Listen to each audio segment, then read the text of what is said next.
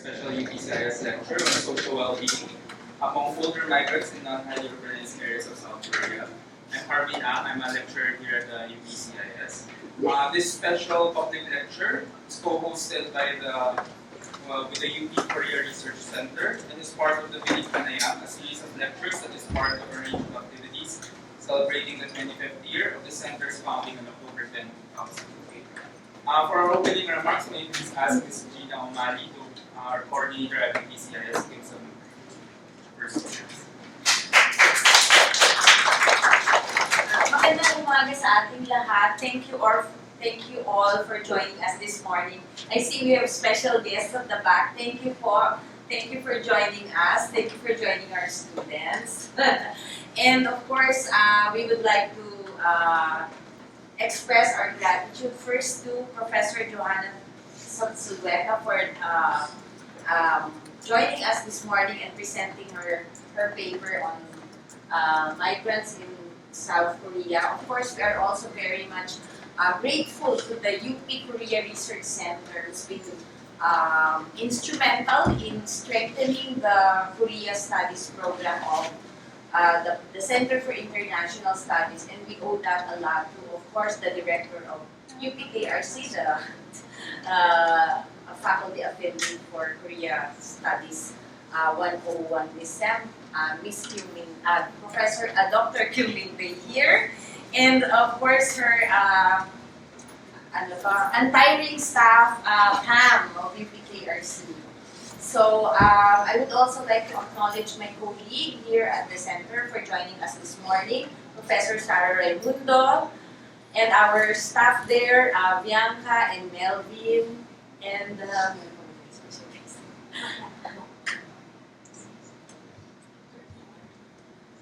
okay, Dr. Marla Asis. Oh, Professor George Tino, thank you also for joining us. Dr. Michelle Ong, thank you for coaching. So, without further ado, we give you Harbin again to formally introduce Dr. Zulueta.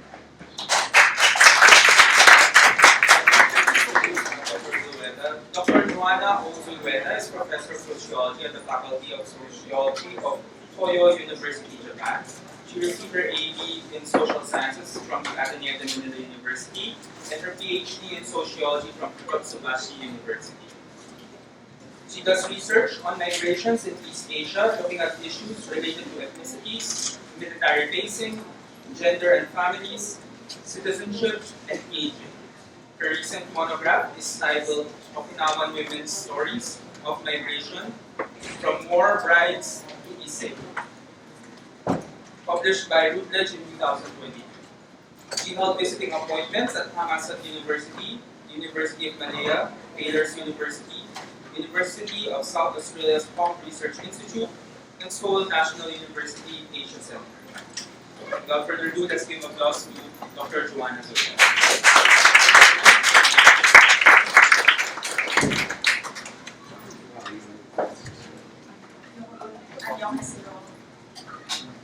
Okay, thank you very much. Harvey from Saudi. Okay, so I think, can you hear me clearly? Yeah. Should I use the microphone? So thank you very much again to the UP CIS and UP Korea Research Center for hosting me. This is actually my very first time to give a lecture to UP students and faculty. Yeah, so well, it's not my first time at UP, but this is my first time really giving a lecture since entering the academic world 20 years ago. So 20 years ago. So my research is titled Social Well-being Among Older Migrants in Non-Highly Urbanized Areas of South Korea. So this is my current research, and I'm still developing it. I'm still in the process of writing a paper on this research because I'm still working on the definition of social well-being and analyzing data. So I have to acknowledge the grant that I received from the Korea Foundation, grant for field research, which I received 3 years ago in 2023. So this is standard operating procedure. And also JSP's Kakeni grant, which I received from the Japanese government. So most of you are students of Korean studies. Okay. I actually started my career with Japan studies. So sociology and Japanese studies, and it's only in 2023 that I started doing Korean. I started learning the language in 2022, started really focusing on, not really focusing, really studying about Korean society because it's really very much similar to Japan. And as a sociologist, looking at migration, looking at Japanese society, and seeing Korean society, what is happening now in Korea has been happening already in Japan like 10 years back, 20 years back. Right? So the problems that Korea is experiencing, aging society, right now it's called a super aging society. I think I read an article or a news article just a month ago stating that Korea is now a super aging society. It's like Japan. Low birth rates. Japan has been experiencing low birth rates for the past decades, even decades. Aging society, I just mentioned it. Korea is now receiving migrants, right? And other issues in Korean society. This has been happening in Japan already. And that's why I really became interested in South Korea. But before that, I was also interested in South Korea because I wanted to do a similar research with my research. Before I started doing research on just to give you a background where I am now, on Filipinos, I was actually doing research on Japanese people, so Okinawans. Okay? So this is my research, or this was my research. I'm still interested in Okinawa, and there's also a similarity between Okinawa or Japan and South Korea, primarily when you look at the U.S. bases, because my research looked at my recent monograph looked at elderly Okinawan women in both Okinawa and the Philippines. So there are Okinawans married to Filipinos. And I also found out that there were also Korean women married to Filipino soldiers who went to Korea during the Korean War. Okay? And some of them are here. But it's very much under research.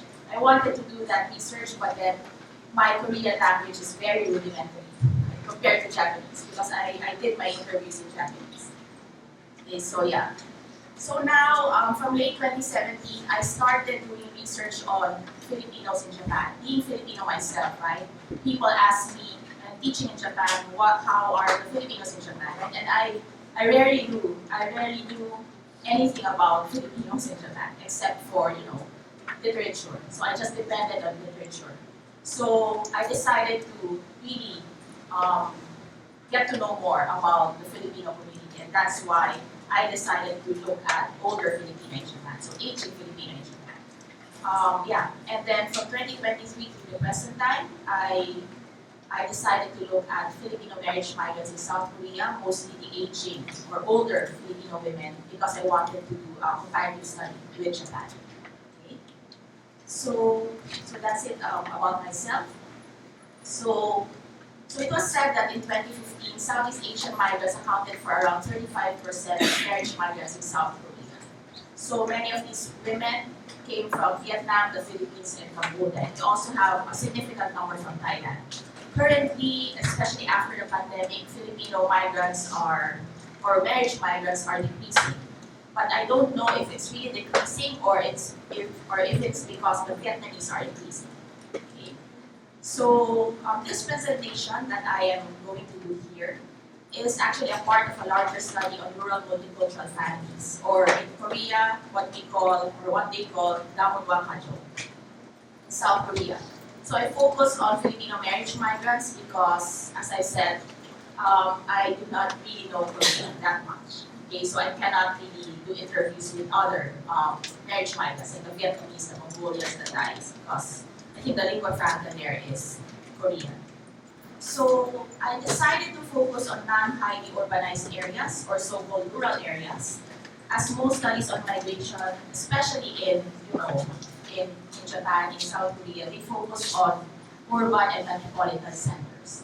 Of course, in the case of South Korea, there's this book by Kim, which I also quoted, Kim, in 2018. She wrote about marriage migrants in South Korea, primarily looking at Filipinos in rural areas.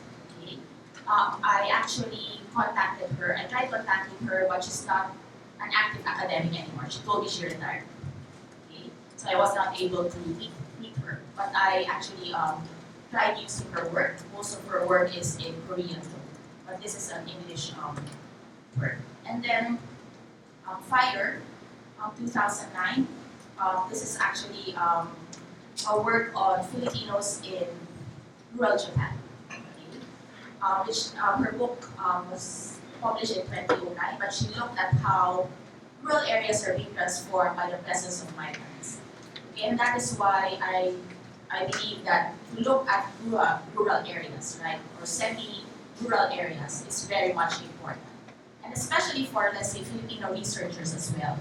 And I cannot say anything about those studying about Korea, but about Japan, for example, because most of the Filipino researchers studying Japan or Filipino migrants in Japan, they focus on cities, metropolitan centers, for example. So they rarely go to peripheral areas, urban areas, and rural areas, right? And that's why I decided to do this research. So for this particular presentation, I want to examine the experiences of migrants in South Korea as they reach their older years. So when I went to Korea in 2023 to do this research, I was not aware of the demographics yet, right? Because I just relied on statistics, but I found out that a lot of them are already reaching their older years. I met people who are in their 60s, in their 50s, in their late 50s. I also even met someone who's close to her 70s, okay, who has been in Korea. So but in particular, I focus on women from the Philippines who arrived in South Korea beginning in the early 1990s and are living in non-highly urbanized areas. I mentioned this because some of the areas are semi-rural, some of the areas are designated as city, but they are not like Seoul, of course, or like Busan. Some areas are still designated as good, right? Good is lower than a city. Okay? So in a way, technically, you have areas which are somehow urban, but then you just drive, let's say, 5 minutes outside of that center, it's very much rural. And that's why, I try to use not highly urbanized areas. And also, I still use this definition because there's a lot of changes in South Korean society. For example, I will also talk about one research site that I went to May last year, which is Namyang-Chushi, which is in Gyeonggi-do, and it's very close to Seoul, just an hour or so, right? But it's designated as a city, and it's already like because it's commutable to Seoul, right? Commutable from Seoul to and from Seoul. So people use it as I don't know how Koreans term it, but in Japan we call it bed towns, meaning they reside in these towns, in these cities, outside the metropolitan centers, but then they commute to the metropolitan centers. So I saw a lot of condominiums, but it's still very much, in a way, semi-rural, okay, because of the agriculture. So this study analyzes aging, migration, social well-being from feminist and transnational perspectives, and most of the studies on social well-being are actually quantitative. And there's mostly, I come from sociology, and I remember one of my former professors told me this is this is very boring because social well-being is actually very much economic. So people from economics look at social well-being, using quantitative and economic indicators. But I said, I wanted to try using this perspective. Okay. And definitions of who an aging migrant is vary.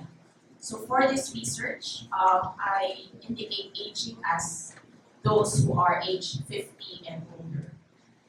And why is this? Because many migrants retire at this age, or especially the lower skilled workers, right?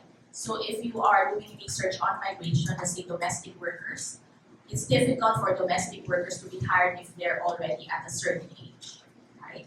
But of course, I also did research last time on mostly domestic workers. Many of them still work in their 60s, in their 70s. Okay, but that's a different research. Okay. So yeah. So just to give you, some concepts. So aging, I do not look at aging as limited to one's chronological age. But I also take into consideration other factors such as life course, long-term residence, etc. Because I also use the term aging in place. So meaning you age in a place. And many migrants are that.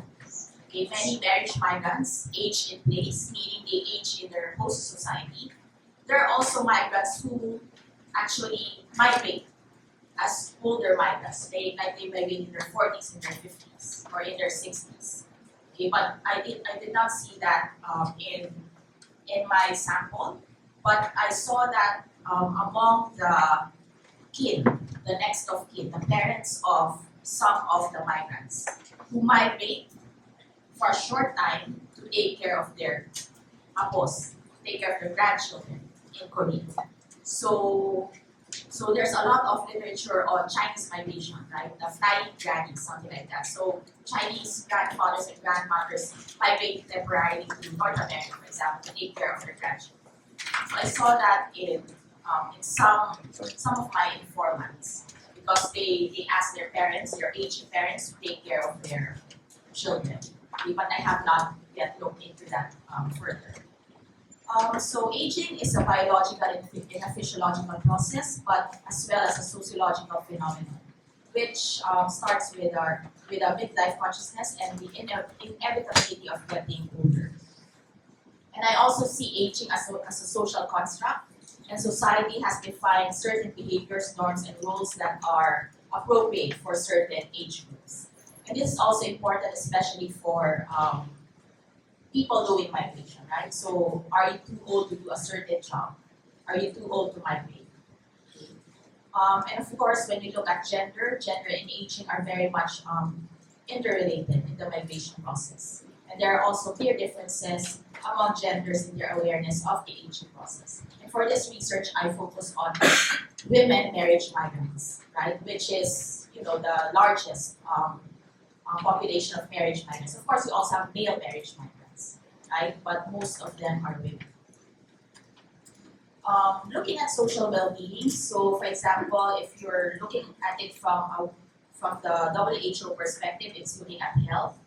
Economic perspective, you look at, of course, economic indicators, and then for psychologists, mostly on subjective, individual factors.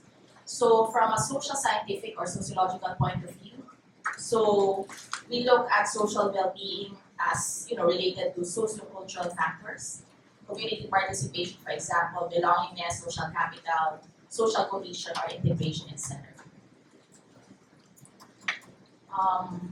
The next slide. So social well-being and gender. So of course you have gender differences because of structural factors.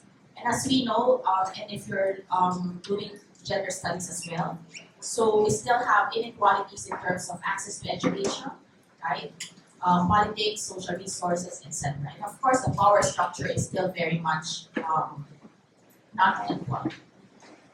Of course, we also have sociocultural factors, differences in expectation and norms between men and women, and of course, biological factors that also influence sociological factors. Okay, and then of course, you have for research on Filipinos or Filipino immigrant women, So social cultural challenges faced by these Filipino women also impact social well-being. So for example, language barriers, psychological distress, illegal residency, so the status of residency, discrimination, etc. So this has been researched by several scholars already, namely Parenias and Cheng and Chu, etc. Do you have any questions? Okay. So going on to my methodology. So I started doing fieldwork in South Korea in August to September 2020. So that's around a month and a half during my summer vacation. So I spent my whole summer working, doing research. But it was fun because I actually prefer doing research, doing fieldwork. And it was really, I mean, prior to this, I've been going to Korea as a tourist or, visiting, presenting at conferences, but doing fieldwork was a different time, right? And my knowledge of Korea is very, very basic. I can read, but speaking is very difficult for me. So, but I visited areas in Chungcheongnam-do, okay, particularly Cheonan, Hongseong, Gyeonggi-do, Yesan, and also Jeollabuk-do. Okay. So why did I choose these field sites? So this is basically convenience sampling. I was actually curious because I did not know where to begin because I did not have any contacts. I mean, I had contacts, but these are Korean academics and they know nothing about Filipino migrants. So incidentally, a religious nun who I met in Japan told me, "Oh, you're going to Korea? Why don't you contact this missionary, Filipino missionary?" So that's where it started. Okay. So this missionary is based in Chomo, okay, Jeollabuk-do. And then she told me, there are priests that you can contact. Why don't you contact them? And a Filipino priest who works in Cheonan, when he found out about my research, he told me, okay, I can bring you to these communities because I handle these communities, namely Cheonan, Hongseong, Gyeonggi-do, Yesan, and also Sosan. But I was not able to visit Sosan in 2023. So in April to May 2024, I also did a follow-up research, just a week. So then I visited Sosan, Yesan, Hongseong. And then last year in September for 3 weeks, I also visited other areas. And the reason why I chose Namyang-do, it's because one of the Filipino priests, when he found out that I'm also interested in older migrants, he told me, in my community in Namyang-do, there are aging Filipinos. And so it's really convenient sampling, right? Purposive and convenient sampling. So in addition to interviewing the women, I also interviewed key informants from the Philippine Embassy, pre-stay missionaries, the CFO. Before I started my research in Korea, I also went to the CFO. And I also interviewed Jasmine Lee. So I don't know if you know Jasmine. So she's the first non-ethnic Korean legislator in Korea. She's a Korean legislator of Filipino descent. Okay. So yeah, so this is my research. So just to give you an idea of the map of Gyeonggi-do. So Gyeonggi is there. That area which is, what do we call it, that hole, right, is Seoul, right? So that's where Seoul is. So Namyang-do is pretty close. Okay, it's part of the church that I visited in Damunhwa is part of the Gajok diocese, which is also close to Seoul. But most of my research is here. I think you can read Hangul. Okay, so some of you. So Chungcheongnam-do. So I don't know if this will. So I was here most of the time, Cheonan. I also went to Yesan, Hongseong, Gyeonggi-do. And then I also visit Sosan. Okay. And then, so Jeollabuk-do, I went to Cheonju-shi. I mean, as a tourist, you also should visit this place. It's a really nice place. And then Jeollabuk-do, this area, which is an hour from, by bus, an hour from Cheonju. So before talking about Filipino migrants, so we have to know the context, right? So I'm really interested in multiculturalism in East Asia, especially in South Korea because it's very similar to Japan. Japan and Korea can be called ethno-nationalist states, right? Ethno-nationalist because they also see their countries as mono-ethnic. But of course, that's a myth, right? Especially in the case of Japan. Japan is very much a myth. So, but what is interesting about multiculturalism in South Korea, which is different from Japan, because I usually compare with Japan, it's because one, it's very much state-led, and second, it's really much, yeah, and I quote here, a patriarchal family-oriented welfare model. And I'm quoting here, Gyeonggi-do. So why is that? Because women, particularly marriage migrants, are imagined as labor power. They need marriage migrants to reproduce the next generation of South Koreans. In Japan, yes, you also have marriage migrants coming into Japan because in the 1980s, men in the rural areas lacked wives, right? Because the women were migrating to city centers, cities. It's also the same in South Korea. But in the case of Japan, of course, there's that reproductive function of marriage migrants, but it's not really state-led. They're not that aggressive, right, in promoting this as compared to South Korea. In 2006, the South Korean government already acknowledged that, Korea is becoming multicultural, multi-ethnic. Okay? And of course, this multiculturalism is very much, and I'll talk about it later, it's very much skewed towards multicultural families. So multiculturalism and the promotion of population growth in a rapidly aging society. So you have marriage migrants and reproductive citizenship and maternal citizenship. Because as I've said, these marriage migrants from Vietnam, from Cambodia, Mongolia, the Philippines are seen to reproduce the next generation of South Korea. So, just an aside. So why? So marriage migrants are mostly women. You also have men, but men are not really seen to reproduce. Marriage migrants who are male are not really seen to reproduce the next generation of South Korea. Why is that? Because they don't carry the family line, right? Korean society is very much patriarchal, and they used to have the family registration system. I think it's Hoju, right? So it's called Hoju. So it's like in Japan, they also have a family registry, right? So if you are a woman, you get married into a Korean family, right? So the family line will still be continued by the father. But if you are a male marriage migrant, so who will continue the family line, right? Because it's a patriarchal society. So again, it's a different issue when we look at gender. In the case of South Korea, multiculturalism is very much top-down. So you have a lot of government efforts in supporting multiculturalism, but as a lot of people criticize, so a lot of academics, even the Philippine Embassy can criticize this multiculturalist policies because it's very much biased towards multicultural families, or the Damunhwa kajok, right? You also have, of course, a lot of these multicultural families, when you say multicultural families in the law, if you look at the law, I did not copy it here. So a multicultural family is composed of one Korean national, usually male, married to a foreigner, marriage migrant, or someone who is naturalized as a Korean and then married to a migrant. Okay, so that is the multicultural family.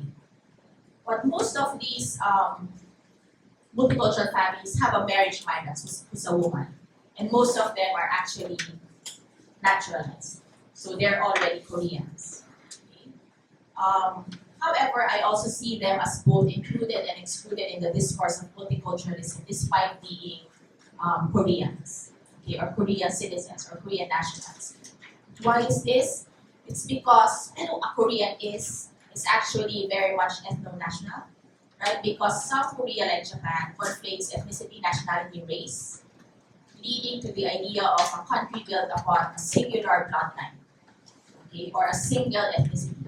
or the Daniel Pincho. So one is this. So yeah, it's very similar to, so those of you who are also interested in Japan, it's very, very much similar to Japan.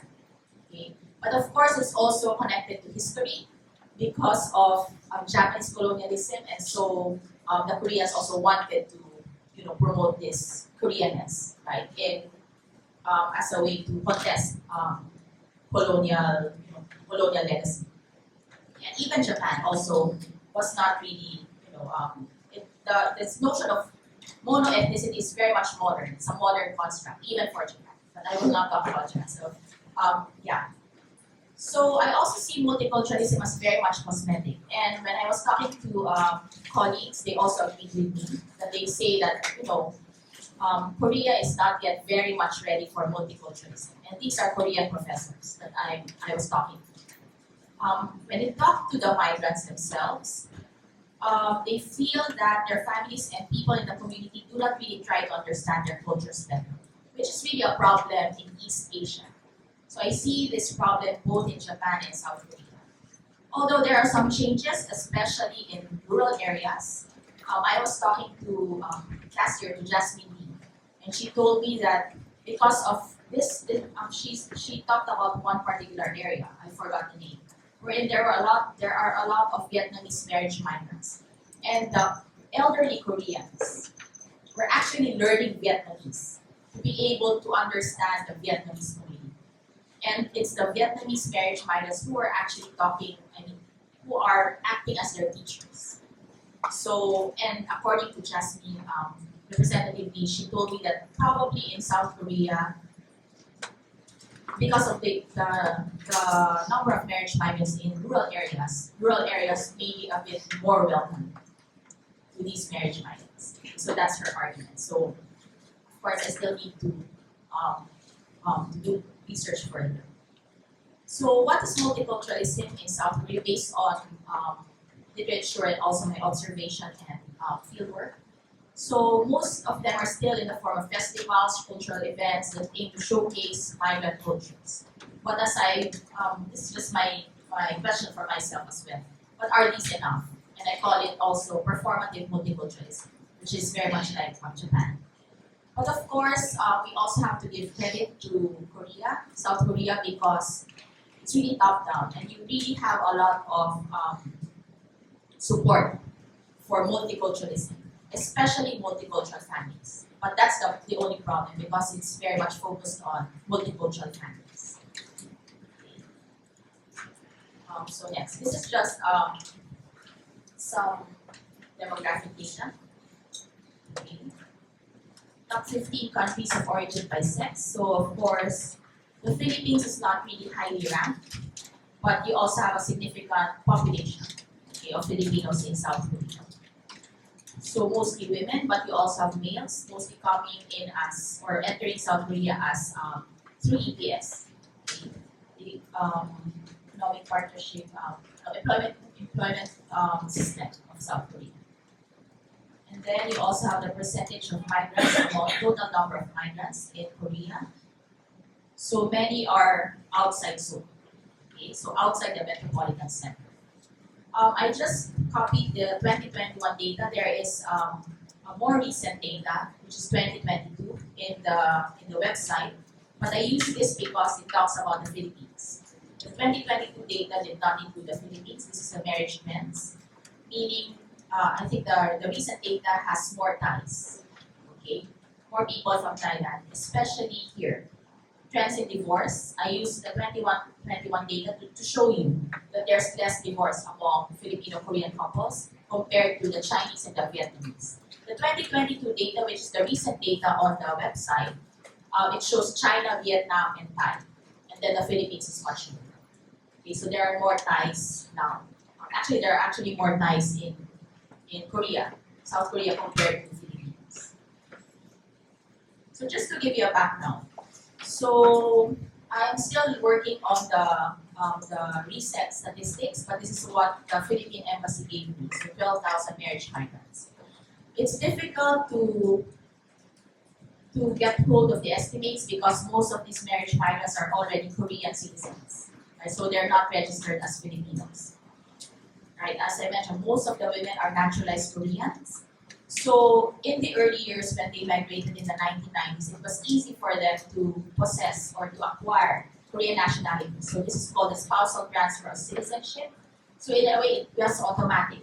So it was easy for them. So I met marriage migrants in their 50s, in their 60s who said, oh, we got our citizenship in less than a year. Okay? And they did not have rigid rules yet as compared to recent years wherein they have to take a proficiency test. And you have to pass a proficiency test to become Korean. So it's now becoming rigid. The rules became stricter.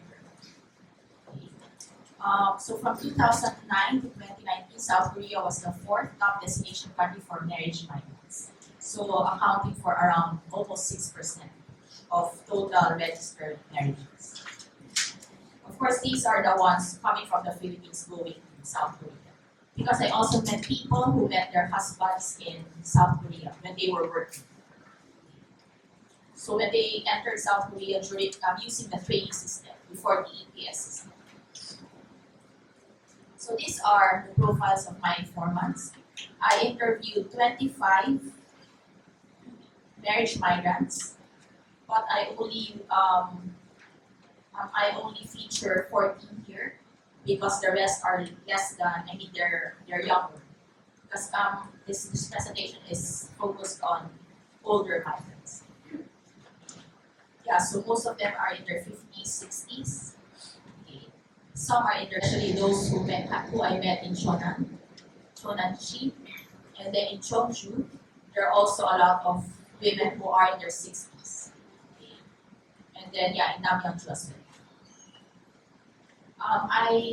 So if you look at the means of meeting husband, you will notice there's Unification Church, which I will talk about later. Current employment, I wrote their company/factory. It was because when I was talking to them, they were always talking about Wesa. Right? Wesa is company in Korea. But when you probe further, they call it company, but their work is primarily factory work. Okay? And some are English teachers, some are retired. And I also met two who are not naturalized, they only have the spouse visa. So just to give you a background why they are in South Korea, one is because of the role of the Unification Church. Are you familiar with the Unification Church? No? Unification Church is a religious group that was founded by Reverend Moon. Okay. They are called also the Moonies. Have you heard of the Moonies? Moonies, they're popular because of the mass weddings that they hold. Okay. They changed their name to Unification Church and now they also have a newer name, but most of the people call them Unification Church. Okay. So most of the earlier marriage migrants met their Korean husbands through the UC. Some of them were members, some were not members. Of course, we will think that people who are marriage migrants marry for social mobility, upward social mobility, which we call hypergamy, right? But of course, we also have to know that this is not the only reason for getting married, right? Because I also met some people who have what I call aspiration for marriage. They really wanted to get married, but they could not find partners. That's what they told me. They could not find partners, so they entered the UC in order to find partners. But it's also connected to migration as well. So aspiration for marriage and mobility. So that's also one of my current work that I'm also looking at. And then, of course, this view of hypergamy, which is very much constant, I think, in many work on marriage migrants, has been criticized because there are also reasons other than economic why women become marriage migrants. Right? And when we say marriage migrants, you actually migrate for marriage, right? So for various reasons. Okay. We also have, based on my data, marriage due to social pressures. I met some people who among the women I interviewed said that they're trying to look for marriage partners, but they could not find, and then they found out about the UC. There was also one, I remember she was a police officer, chief inspector, and then her boss, because she was already in her late 30s, introduced her to the UC. So her boss, who's also a member of the UC, who was a member of the UC, told her, okay, do you want to get married? Why don't you join the UC and look for a partner? And that's how she met her Korean husband. Okay? And she even told me that she wasn't really expected to migrate because she really had a good job here as a with a PhD. Okay? So yeah, so these were the things that I found out in my research. Okay, so I just so these are 4 women. So why did they join the UC? So Eliza in Jeonju told me she joined the UC just to try finding a husband. Okay. Debbie in Chonan, she joined the UC for the sole purpose of getting married. And she told me that she was attracted to the UC's aim of having a happy family. This is what she told me. That's why it's in quotes, happy family. And then Lisa Chonan, this is the police officer. So she was advised by her professor and also her colleague in the police, already a member of the UC, to look for a husband through the church because she was already 36. Okay? Like during her time, 36 was already old if you're not married, right? And so she met her Korean husband through the UC. And then Nympha joined the UC and she wanted to be matched with a husband. And some of them even told me that, oh, I just joined the UC just for fun. Okay, let's see if I get married, and let's see if I meet a husband. Okay. So it was mostly through the Unification Church, the earlier marriage migrants. Of course, now you have other means, right? I also met marriage migrants who met their partners through their kinship networks, right? Social networks, family and friends. Some of the women met their Korean husbands in the Philippines through work or through study because they were their pupils, their students in English schools. There are also informal, so-called informal matchmaking activities where Korean men would go to the Philippines on a tour to look for wives. I actually met a marriage migrant from Region 8, Leyte Samar area, who told me that I met her in Jeonju, that she was involved in this activity and she would bring Korean men in Jeonju, the older rural husbands, to go to her province to be able to meet, women. Okay, so in a way it's informal matchmaking. Of course now, because of online dating and also during the COVID pandemic, online dating apps also became popular. Popular means to look for a partner, right? And also because of the Korean wave, Hallyu, right? That many of them became interested in Korean men, right? That ideal notion of Korean society, which was, because of all these Korean dramas, Korean culture, right? And so they also had this ideal image of a Korean man, which of course we know it's not really true. And it's not only Filipinos, right? There are some, I think Chong's 2021's article was on Mongolian women, marriage migrants who married South Korean men because they were enamored with Korean culture, thinking that they will meet ideal men, but then apparently it's not. Okay, so going on to my research.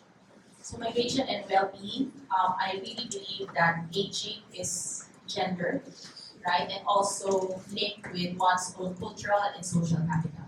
So when I talk about cultural capital here, I use cultural capital, right? So of course, when we talk about social capital, we talk about networks. Okay? So what is your social network? Workmates, church friends, Filipino community. So what is really interesting, I will show you some photos later, is that multiculturalism in South Korea, as I said, is very much top-down. They really support communities. Okay, so I'll talk about that later. You also have access to social welfare and rights, language and communication, status of residence, spirituality and religion, presence or absence of family, and then social and civic participation are also significant. And this is also based on studies conducted previously among migrants. For example, access to social welfare or social citizenship. Of course, most of these women are South Koreans already because of their citizenship, so they have access to welfare. They have more access to rights, right? Health insurance, etc. Okay. So, for example, Lisa from Chungcheongnam told me that in South Korea, healthcare is advanced. We also have health insurance, but if we go home to the Philippines for good, okay, it will be difficult if we get sick. Because according to her, medical expenses in the Philippines are very much expensive, especially if you don't have SSS. And some of these women forget or they're not aware that they could continue paying their SSS. And I also saw that in Japan. So there's also a problem in Japan with regards to aging migrants who fail to continue paying their SSS. Resident status, of course, they're legally Koreans. However, we also have to note that citizenship is gradational, it's hierarchical, and thus who is considered a citizen in countries like Japan and South Korea that are ethno-nationalists usually conflate citizenship with ethnicity and race, right? And I also include here this whole concept of graduated citizenship that, it's hierarchical, which Ong and Macargo use in their works. Now, I wrote here naturalization because they're mostly naturalized, they're already Koreans, but are they fully integrated in Korean society? Or are they not integrated? Because many are actually isolated because of language barriers, especially the earlier ones. And I did not write it here, but I remember Jasmine Lee, the representative, because she actually came as a marriage migrant.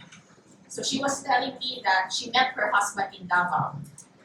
So she was a student of Ateneo de Davao, but she did not graduate because she got married to her husband. She met her husband, I think her husband was buying something at their store. So they met, right? And then at the age of less than 20, she moved to South Korea. And she told me that during her time, she was one of the very few marriage migrants, so she didn't know Korean, so she had to learn Korean, right? And then after that, she became a single mother because her husband passed away. Her husband drowned saving one of her children in the sea. Okay? But she became an actress. She became a TV personality. I don't know if you're familiar with because I saw this years ago. There's this Korean program wherein they interview marriage migrants, foreign marriage migrants. I don't know if it's still showing on cable TV. And I think she was one of those guests.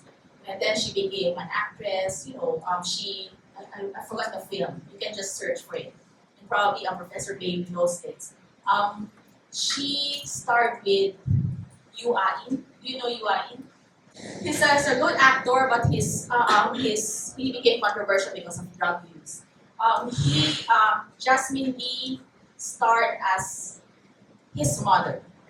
Okay, so you can search for that. I forgot the name. But anyway, going back to Jasmine Lee, and she became a representative via proportional representation, like our party list. Okay, years ago, I think in 2016, if I remember correctly, or earlier than that. And she quit. She worked at an NGO, and in 2024, she was asked to replace one party member of the Justice Party, surname Lee, I forgot the first name, and she became, again, a National Assembly member in 2024. So when I met her, I had to go to the National Assembly, no, the one with the dome, to interview her. So she was talking about her experience as a marriage migrant. And during her first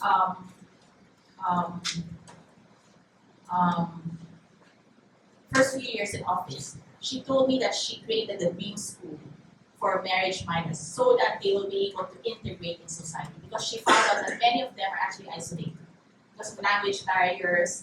And she herself, she even told me that before I was just at home. But she told me that, but then I will not be able to interact with other people if I don't go out. And the Koreans will not know my presence, the presence of foreigners, if I don't go out. And that's why she said that dream school that she created actually encouraged marriage migrants, not only Filipinos, marriage migrants to be more integrated in society. So that's also my question, right? Does naturalization actually mean social integration? Because I also noticed that many Filipino migrants who are naturalized in Japan, my informants, they're also pretty much not really integrated in Japanese society because they only move within their circles, right? Okay, so this is just a question for me, basically. And then language and communication, of course, the marriage migrants are all in agreement that knowing the Korean language is important for them to navigate family and work relationships. Of course, it's very much obvious, right? But we have to know that many are not really fluent, especially the earlier migrants.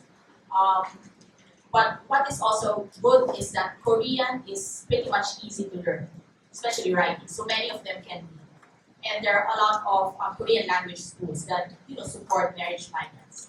And especially the younger marriage migrants, they're required to learn Korean. And of course, to become citizens, they have to pass the proficiency test nowadays. Okay. But these are the earlier migrants. For example, Annie's from Gyeonggi-do. She lived with her sister-in-law so that she could learn Korean language in Gyeonggi-do. Because during her time, there wasn't any language requirement yet. Nancy from Cheonju, she told me that even if my husband knows English, I made it a point to learn Korean to help me in my daily life because she met her husband in the Philippines. There are also women who consider proficiency in the English language as cultural capital that enable them to work outside factory-related work. So I met women who teach English, like for example Nancy. So she teaches English. There are also some who teach English. And so in a way that becomes a cultural capital for them because even though they're marriage migrants, they are able to speak English. And that's what they tell me, right? Compared to Vietnamese, etc. So in a way, it became cultural capital, like a weapon for them. Social and civic participation is also important in relation to well-being. So political participation and well-being. And this is also the thing, the item that I'd like to explore more, especially with regards to these marriage migrants because they're able to vote because they're Koreans. And some of them also hold dual citizenship. Okay? And so, yeah. I also found out that it's just hearsay but from a colleague. Okay, that if you are familiar with Korean politics before you, I think it was during the time of Diliman. I think some of them, they're Koreans, but they voted for Damunhwa, Democratic. But many of them also voted for Benton. If you notice, they're very much different, right? So it's also interesting, although it's a touchy issue, but I also would like to explore this in the future. Okay? Because it's also, I think, under research, especially with regards to my work in Japan. I noticed that, political participation of marriage migrants, or even migrants in general in Japan, is very much under research, and I think in Korea. And of course, religion and spirituality. The reason why I got to meet these women is because of the church networks, right? So attending masses, religion, and beliefs are of course important for their spiritual well-being. When we talk about well-being, we also have to include spiritual well-being. Of course, it's not only attached to religion, right? Catholic religion, but some form of spiritual belief. Of course, you have communities and support networks are created by these churches, and they're very much important for well-being. Social well-being is about support networks in faith, right? And the Catholic Church can be considered as a place where the support network and faith can be realized. As I mentioned, I focus on Catholic churches because of the networks. I try to integrate those who are marriage migrants who are not part of the Catholic Church. But unfortunately, when I asked a colleague, a Filipino colleague there, who's part of a Christian church, she told me the marriage migrants in her church are pretty young.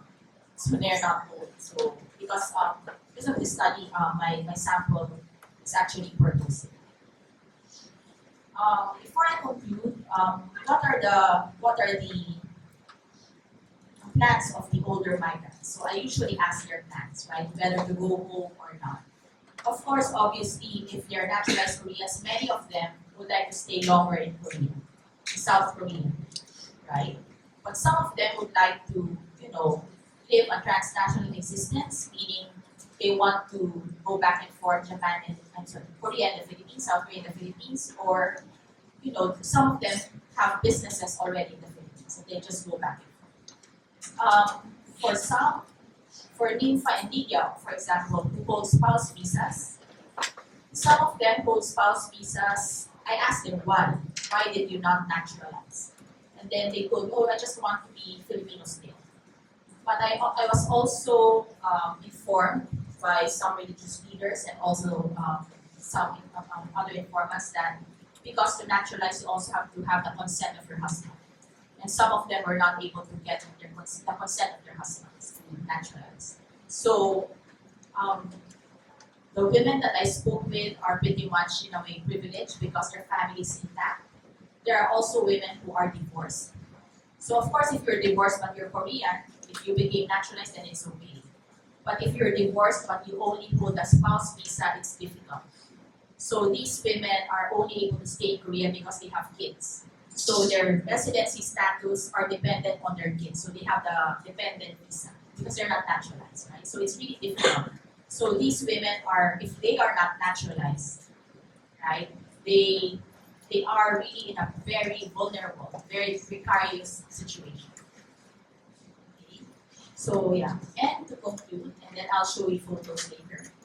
So I see aging as gendered and intertwined with one's own cultural and social capital. So of course, other than subjective and individual factors that play a role in migrant social well-being, you have other social cultural factors, institutional factors as well. And I explained that earlier. Religion, status of residence, presence of family and kin, social participation, political participation.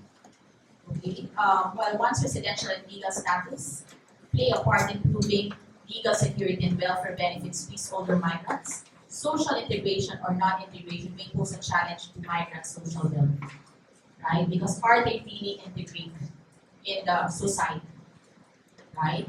And I also have to point out that there's limitations here because, of course, my position as a researcher, when they talk to me, right, they will tell me, oh, Koreans are like this and this, right? Some people will say, like the religious will say, oh, they also experience discrimination a lot, right? So that is why for those of you who are planning to do research or plan to go into the research field, you also have to know, right? You also have to read between the lines. Okay? Of course, you have to take what they tell you, but you also have to know if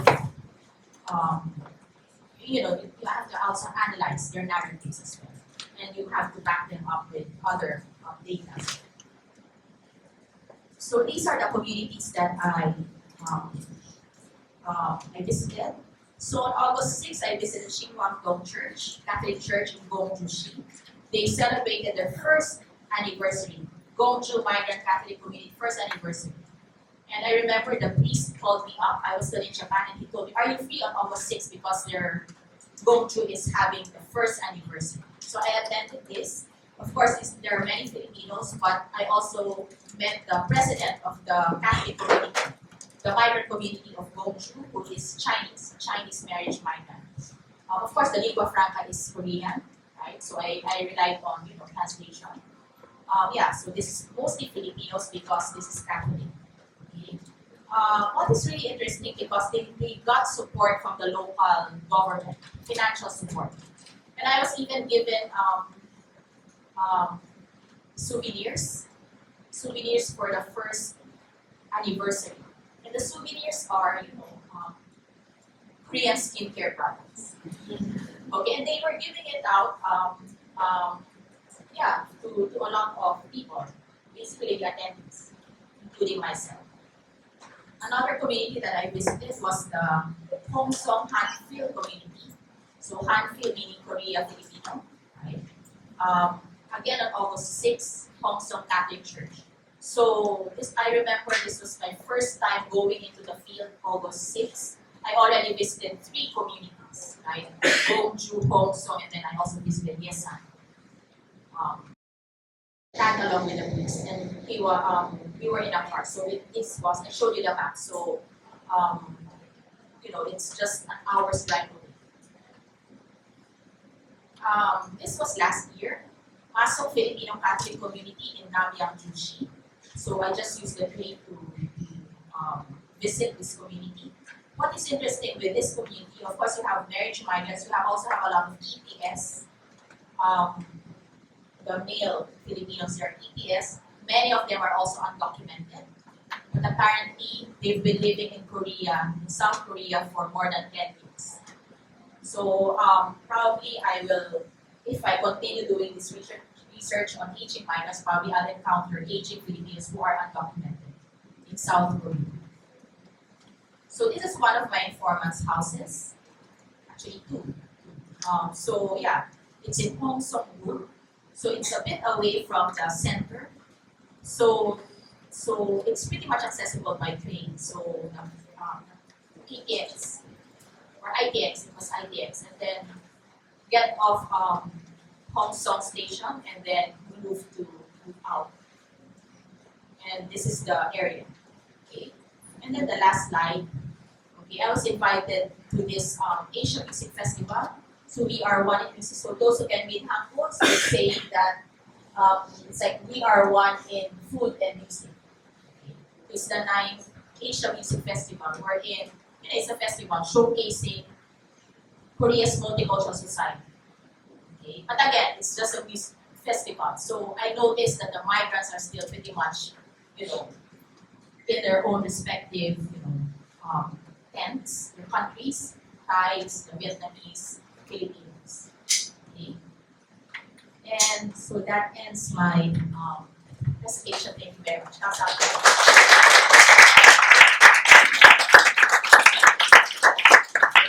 Thank you, Dr. Johanna. We'd like to open the floor to questions.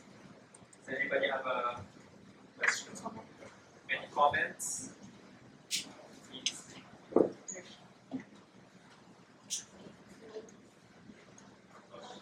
So I'm actually doing my undergraduate thesis. It's about the experiences or negative experiences of Filipino people students in South Korea. So I'm going to have an online methodology because I don't really have the time and budget to go to Korea. You mentioned earlier about the barrier of a researcher interviewing her participants. So I guess I would like to ask some tips on how to really navigate the interviews, and also maybe later I can ask some EPS leads to EPS groups so I can. Okay, thank you for that question. Yeah, it was really difficult because I had to earn the trust, of course. So one way to earn the trust, and I found out, is to be with religious leaders, the priest. Because usually when the priest introduces you, right? So in the church, for example, and after the mass, he will introduce you. There's this researcher, a Filipino from Japan, and then they will introduce me. So somehow there's already the trust relationship because it's the priest who, in Filipino culture, right? When you say a priest, they have authority, especially the Catholic Church, right? And usually the Filipinos really, if it's a priest, they're there. So I was able to establish that. And then, I just, first, I had to establish trust relationships. I had to visit them. But what is challenging here, because I visit a lot of communities. And so some of them, I spoke to them while eating with them. And then trying to tell them, okay, I'm doing this research. Right? And even in Japan, that's what I also do. But I also noticed that I think I really don't know why, but I noticed that it was easier for me to talk to the marriage migrants in South Korea than in Japan. I don't know if it's because I'm based in Japan, so the people in Japan see me differently, but here, because it's like I was coming from Japan, from the Philippines, right? But anyway, yeah, to establish a trust relationship and then try to visit them. And then some of them, of course, consented to be interviewed, and of course, because you have the ethics, right? So make sure to get them sign a form asking for their consent. But you also have to inform them why you are doing interviews for your research. Online would be tricky because it's really online, you don't get to see them, right? But yeah, I suggest you inform them of your research, why you're interviewing them, why you need to do it online, and then of course the questions. And then I think it would be, because I go out to the field, so I try to really visit them. And online, usually it's just once, right? But if you can do maybe follow-up, then it would be, you can also ask the other researchers, the other professors who are much more veteran than me doing research. Yeah, I hope I answered your question. Any other questions or comments? Good morning, thank you for the very informative presentation. I just wanted to ask if are most of the communities like the migrant, the Filipino marriage migrants in South Korea, are they mostly like are there because I've also read like previous studies but not Filipino marriage migrants that they have Facebook groups or other social media networks to connect with each other. So since the sample that you mentioned in your study, they were like from a church community, or do they also have like existing social media groups to connect with each other, or is it mostly like face-to-face contact? Yes, they have Facebook groups, and actually included in some of their Facebook groups, so I'm able to observe as well. They also have Kakao groups, right? I use Kakao to coordinate with them. In Japan, I use Line. In Korea, I use Kakao. So I all have these social media, these messaging apps. Yeah, so yeah, they have Facebook groups like Masok Filipino category. So I met an EPS worker. He's very, very friendly. He told me to join the Facebook group. He even invited me to their anniversary, I think, in October, and I told him, I already have class in October. So yeah, I was able to, it's really, again, right, it's really earning their trust. Right?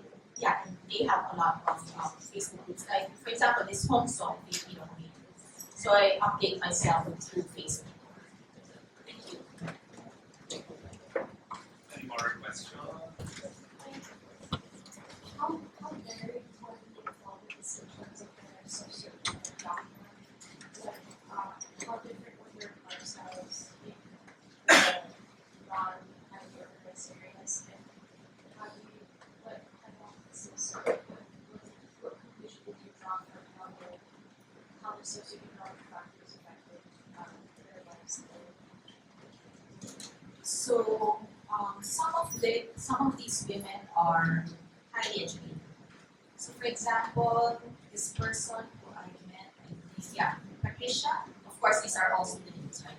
So Patricia was a professional here in the Philippines. She was sent to Korea on training, okay, and then that's where she met her husband. That's why I wrote here meant to work in Korea. Okay. But because after marriage, right, especially if you don't have the language proficiency, some of them can only do family work. So there's like downward social mobility for some of them. For some of them, the people that I met, when they were based in the Philippines, they were probably lower class. Some are actually highly educated. I met people, let's say, from the province of Davao and Central who are highly educated, but they met their husbands. I met one, she's not here because she's pretty young. She used to be a teacher in Cebu. So she met her husband who's, I think, 20 years older than her. And so she went to Korea. Right now she's not working, but she told me she hopes to earn a degree in Korea so that she can, find good jobs. So yeah. So in a way, many of them have varied backgrounds. So middle class to lower class, middle class, and then you also have people who are uneducated. For the people I met, the older ones who met their husbands through the Unification Church is also married, but many of them come from the lower class. Okay. The ones I interviewed. Of course, you should know there are also marriage migrants who became marriage migrants because they met their Korean husbands maybe in Korea, in the Philippines. There are actually professors who are marriage migrants. They are marriage migrants because they went to Korea because they married their husbands, right? So in a way, their visas became spouse visas. So it's really varied. But most of these people in rural areas, lower middle class. Some are educated. Especially for the Unification Church members or those who met their husbands through the Unification Church, because you are actually paired, right? So you do not know who you will be paired to. And there's also ranking, hierarchy. Because prior to the Filipinos, you have a lot of Japanese marriage migrants marrying Koreans through the Unification Church. Okay? And because they're Japanese, they're ranked higher. So they're partnered with, people, men in rural areas, but ranked higher. Maybe more educated, maybe more in terms of social class, higher. But because they're Filipinos, so some of my informants, right, they said, I didn't know that my husband was a drunkard. I didn't know that my husband was disabled. This INFA. Okay? I mentioned here, unemployed, taking care of husband who is a stroke survivor. Okay, so her husband was a stroke survivor. But she met her husband actually when he was healthy. I also, I did not encounter her, but I was told that there's one Filipino migrant in Chungcheongnam-do, according to the missionary I spoke with, who met her husband. She didn't know that her husband was disabled. But she stayed with him for a long time. So yeah, and actually some of these women are divorced. For example, Lisa, she divorced her husband, and now she's married to a Pakistani. But she's already Korean when she divorced. So there's also hierarchy within the Unification Church in terms of their duties. For those who met their husbands who were the student, then of course, usually in marriage, you usually meet partners that are almost equal your social status. I hope I answered your question. Since you mentioned earlier that you also did migration studies aside from South Korea and Japan and Malaysia, I just wanted to know if there were any differences that you found, and maybe if there are any, what's the most interesting thing that you found from comparing the migration studies that you did from those different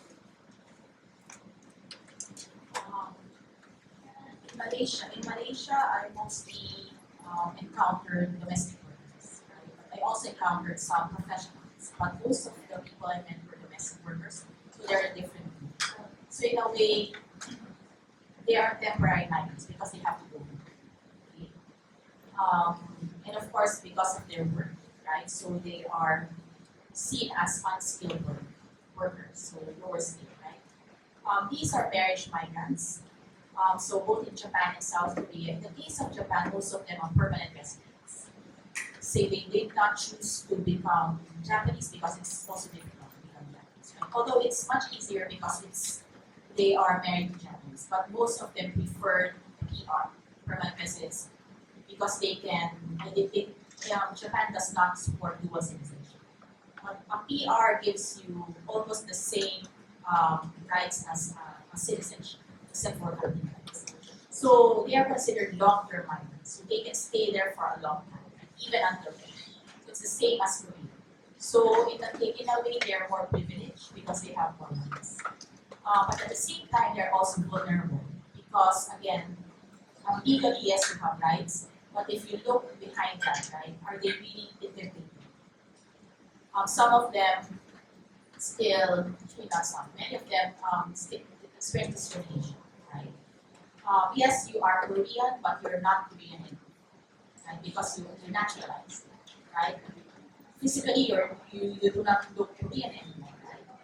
Also, in the case of Japan, Japanese, physically you don't look Japanese, but you're Japanese. They could barely speak Japanese. They could definitely. Korean is much easier because you have only like 40 characters in language, right? In Japanese, you have three writing systems: hiragana, katakana, and kanji. And the marriage minors could barely read kanji because it's difficult in Chinese characters. So yeah,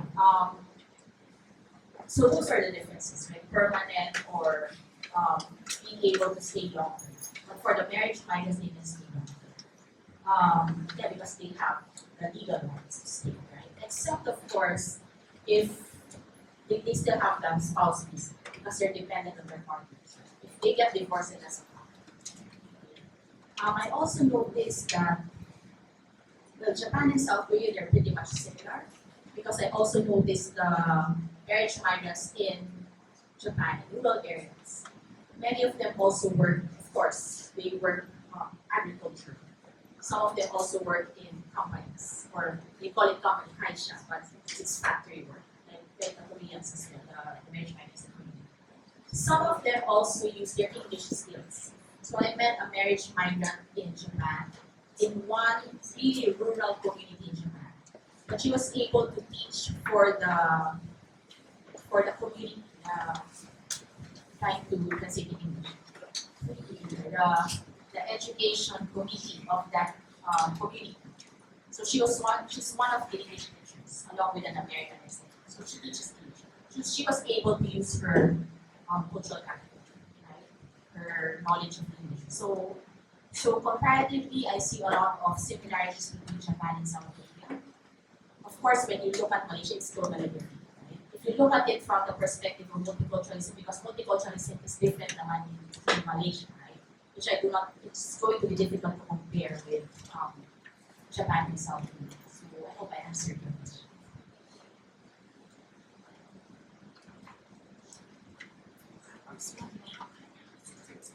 Thank you, we learned a lot from your presentation. I was just wondering if you also ask your participants about the number of children they have. Like, did you happen to interview the Korean Filipino children? Are they well represented in Korean society? Something like that. Okay. Yeah, thank you for that question. For this research, I focused on Filipino the migrants because of my. Actually, originally, I really wanted to interview the families, but because of my language skills, right? So I focused on the Filipinos first. I met some of their children. Yeah, they have like 2-3 children. I think that's the average based on my interviews and based on what I saw.